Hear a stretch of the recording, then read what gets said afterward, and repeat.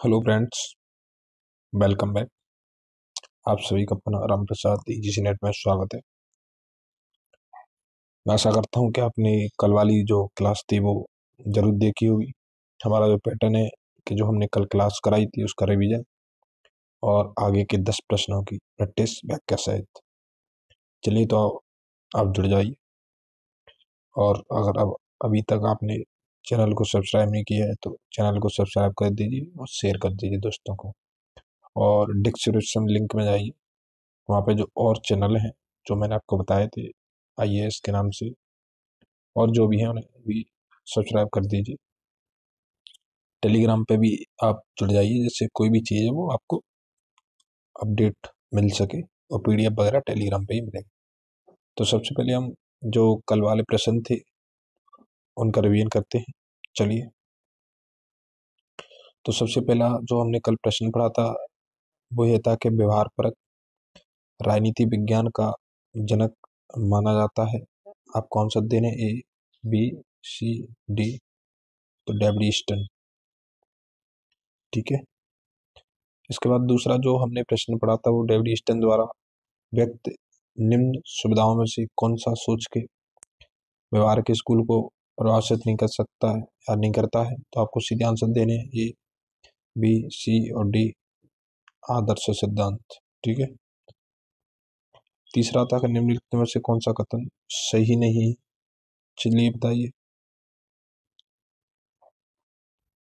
Option A B C D.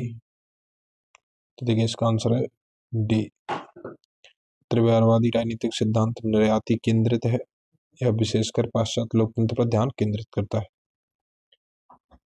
इसके बाद जो हमने अगला प्रश्न पढ़ा था वो है कि निम्नलिखित में से किसने इस विचार का खंडन किया कि मानव व्यवहार का यथेष्ट रूप में वर्णन शामिल करता है कि आशय, उद्देश्य और कारणों के संदर्भ में या कारणों के संदर्भ के बिना भी किया जा सकता है? चलिए आंसर दीजिए, बी सी डी। तो देखिए इसका आंसर है ए पीटर बेंच। इसके बाद जो हमारा अगला प्रश्न था कि व्यवहारवाद अल्पकालिक क्यों था? A B C D. तो देखिए इसका आंसर है ए, क्योंकि सर्वसम्मति प्राप्त करने में अक्षम था। इसके बाद जो अगला प्रश्न था कि ईस्टर्न के अनुसार कौन सी सदी वैज्ञानिक विधि का युग है? तो आपके option A B C D comment कर दीजिए इतने टाइम। देखिए आंसर बी 19वीं सदी।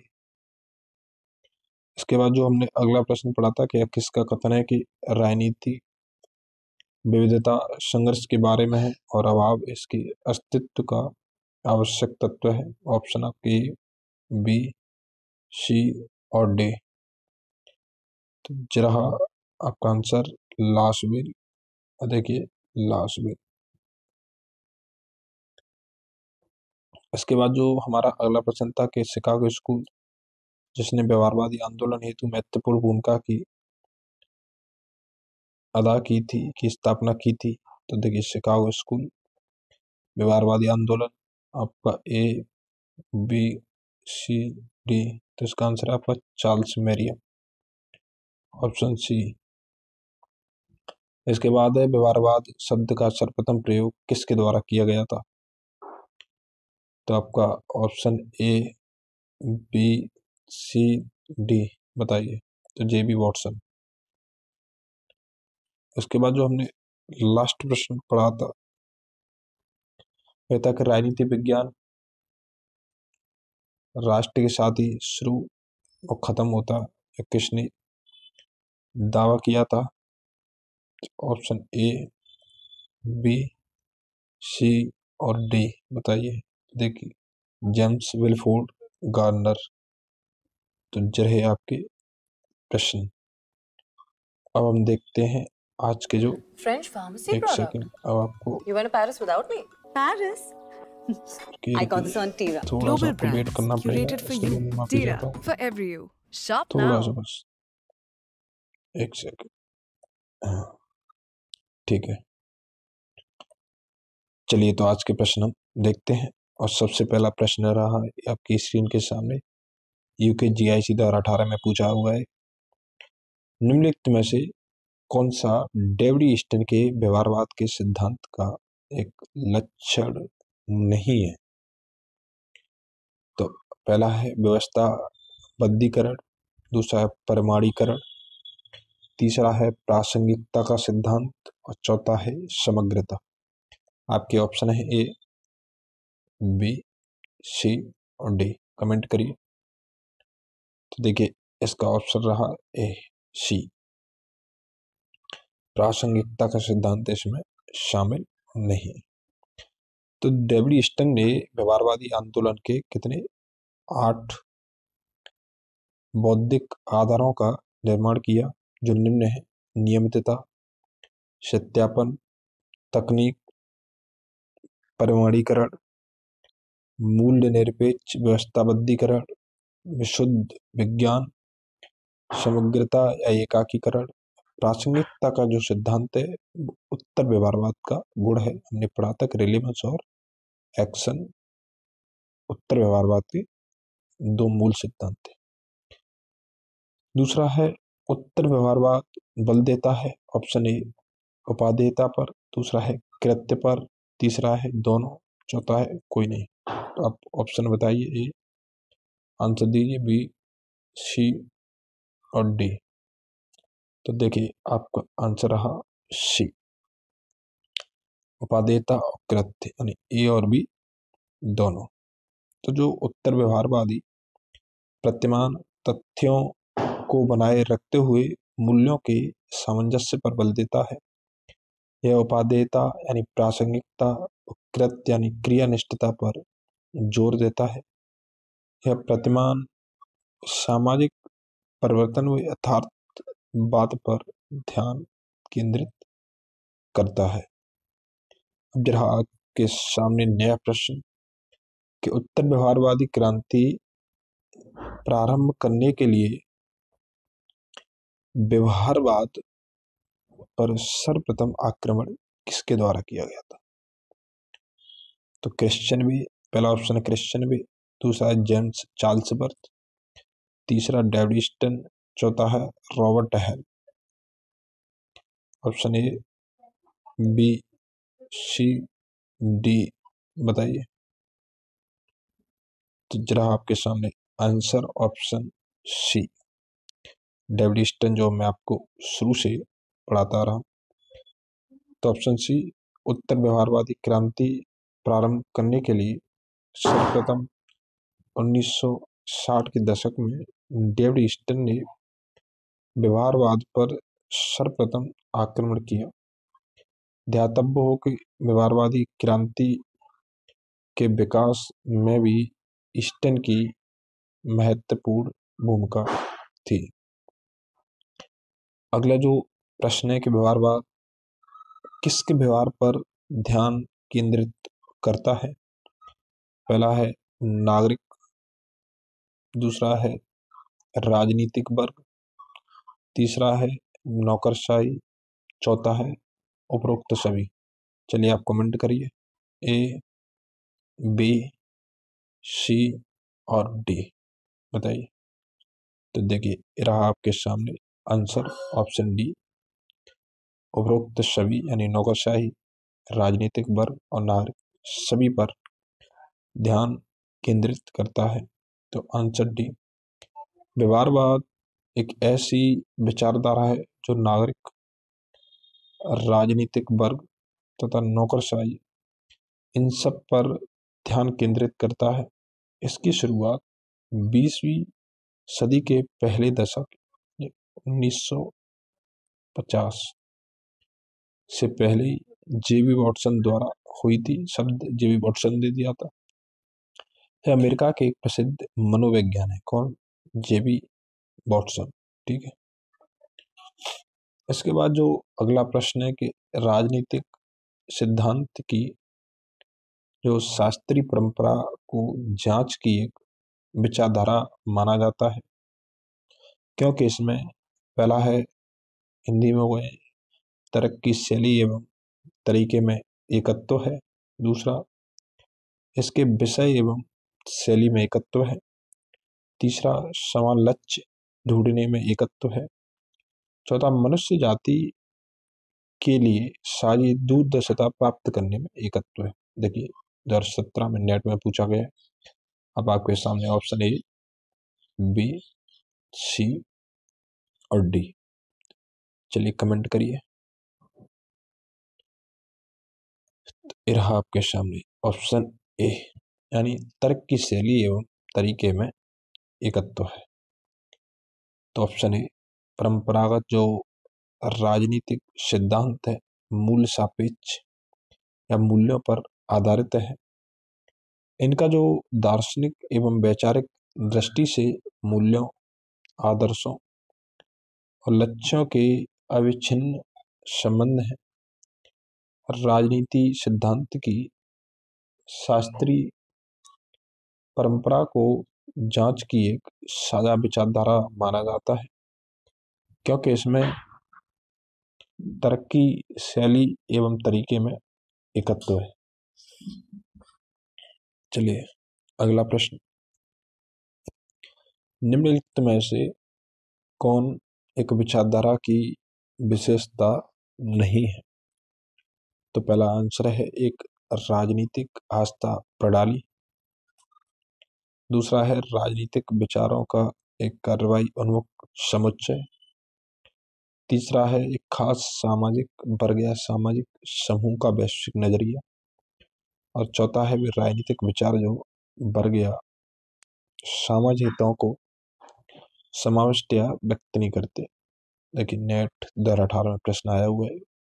ऑप्शन ए बताइए, कमेंट करिए आपके हिसाब से, बी, सी और डी। तो देखिए इसका जो आंसर है वो ऑप्शन डी, विशेषता नहीं पूछ रहा है। तो देखिए एक राजनीतिक आस्था प्रणाली होगा, राजनीतिक विचारों का एक कार्रवाई उन्मुख समुच्चय भी होगा, खास सामाजिक समूह का वैश्विक नजरिया भी होगा। लेकिन जो नहीं है कि राजनीतिक विचार जो वर्ग या सामाजिक हितों को समाविष्ट या व्यक्त नहीं करते, तो ये नहीं होगा। तो देखिए ऑप्शन डी, विचारधारा की ये विशेषता नहीं होती कि वे राजनीतिक विचार जो वर्ग या सामाजिक हितों को समाविष्ट या व्यक्त नहीं करते। अर्थात विचारधारा राजनीतिक विचारों, वर्गों, सामाजिक हितों को अपने अंदर समाविष्ट करती है एवं उन्हें व्यक्त करती है। अगला जो प्रश्न है कि एक लोक कल्याणकारी राज्य को किस कार्य से बचना चाहिए? तो पहला है जनहित संबंधी। देखिए सिंपल प्रश्न है, आपको बस माइंड लगाना है, एमपी में पूछा हुआ है। दूसरा है जन सहमति निर्माण। तीसरा है जन आक्रोश दूर करना। चौथा है जनमत दबाना। तो आप एक आइडिया लगाओगे उससे ही हो जाएगा। Option A, B, C, D. चलिए कमेंट करिए। तो देखिए इसका जो आंसर है ऑप्शन डी, मतलब जनमत दबाना। तो देखिए सरकार को जनमत नहीं दबाना चाहिए। अगर सरकार जनमत दबाती है तो आपने देखा होगा कि नेपाल में जो जैन जी जो क्रांति हुई है, इस तरीके से और जगह भी अब तो लगभग बहुत देशों में हो चुकी है। जनाक्रोश दूर का मतलब है कि जब जनता अगर अशांत है तो उस कारण को जानना चाहिए कि क्या कारण है। जन सहमति निर्माण तो सरकार का मुख्य उद्देश्य है, क्योंकि इसके बिना सरकार कायम नहीं रह सकती बिना जन सहमति के। और जनहित संबंधी यानी सरकार को हमेशा जो वंचित वर्ग हैं उनको टारगेट करना चाहिए। ठीक है, तो देखिए ऑप्शन डी, एक लोक कल्याणकारी राज्य को जनमत का सम्मान करना चाहिए। जनमत किसी लोकतांत्रिक राष्ट्र के शासन का आधार होते हैं। इसके द्वारा राजनीतिक सहभागिता में वृद्धि होती है और लोगों के दृष्टिकोण से राज्य का परिचय होता है। जनमत लोकतंत्र में निर्वाचित सरकारों पर नियंत्रण का प्रमुख साधन होते हैं। जनमत को दबाने का अर्थ होता है सरकार की निरंकुशता की ओर बढ़ना। ठीक है, और जो आज का लास्ट प्रश्न है वो है, क्योंकि इसमें 8 ही प्रश्न बचे थे, इसके बाद दूसरा जो चैप्टर है राज्य परिभाषा और नागरिक सिद्धांत वाला जो हो जाएगा। तो जो प्रश्न है कि निम्न में से कौन प्राचीन यूरोपीय राजनीतिक चिंतन से संबंध नहीं। तो पहला है आचार प्रधान, दूसरा है नगर राज्य, देखिए पहले शब्द समझिए, यूरोपीय राजनीतिक चिंतन। तीसरा है सार्वभौमवाद, चौथा है इनमें से कोई नहीं। ऑप्शन है ए, बी, सी और डी। चलिए कमेंट करिए, आपके लिए 1 मिनट का समय है इसमें। चलिए कमेंट करिए, समझिए, टारगेट ऐसे करिए, यूरोपीय राजनीतिक चिंतन से संबंध नहीं, बताइए। तो देखिए आंसर है सी। तो देखिए आचार प्रधान, यानी आचार प्रधान का मतलब है जो मूल्य थे, जो आदर्श थे, वो यूरोपीय राजनीतिक चिंतन में थे, तो इसमें कोई डाउट नहीं। नगर राज्य, देखिए नगर राज्य तो वहाँ की विशेषता थी। एथेंस, स्पार्टा, वहाँ के जो यूनानी नगर राज्य थे। सार्वभौमवाद, यूनिवर्सलिज्म,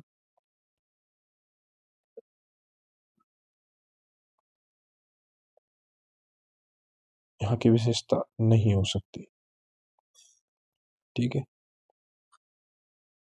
तो इनमें से कोई नहीं, तो हो ही गलती है, तो यह आंसर ठीक है।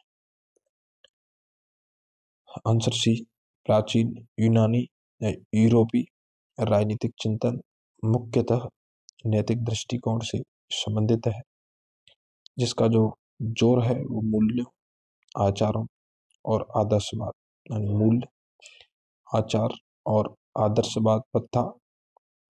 जबकि जो नगर राज्य हैं उनके विश्लेषण की आधारभूत राजनीतिक इकाई थी, यानी जो ग्राम या फिर जो छोटे छोटे, देखिए ऐसे ऐसे,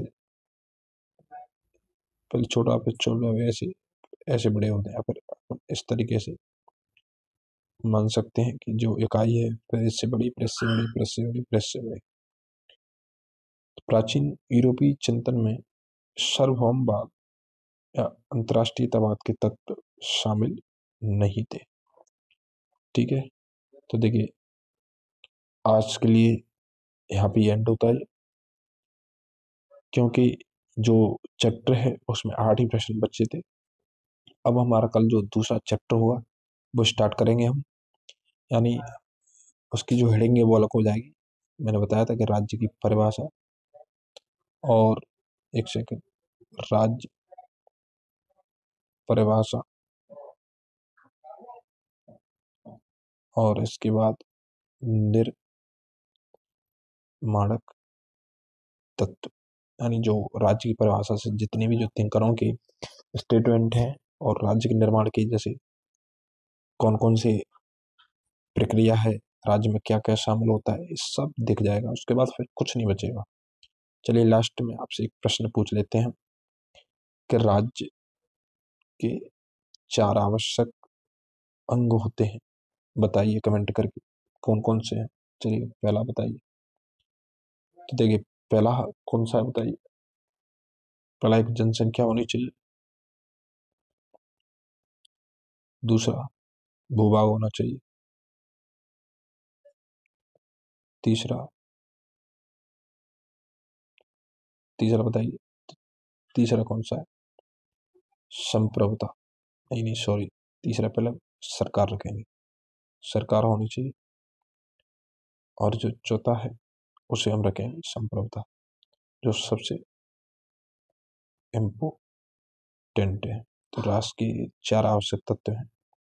आप थोड़ा सा देख के आ सकते हैं, तो इससे क्या होगा कि आपको आसानी हो जाएगी। ठीक है, तो थैंक यू सो मच आज के लिए। लास्ट में अगर आपको क्लास अच्छी लगती तो कमेंट जरूर करिए। ठीक है, थैंक यू।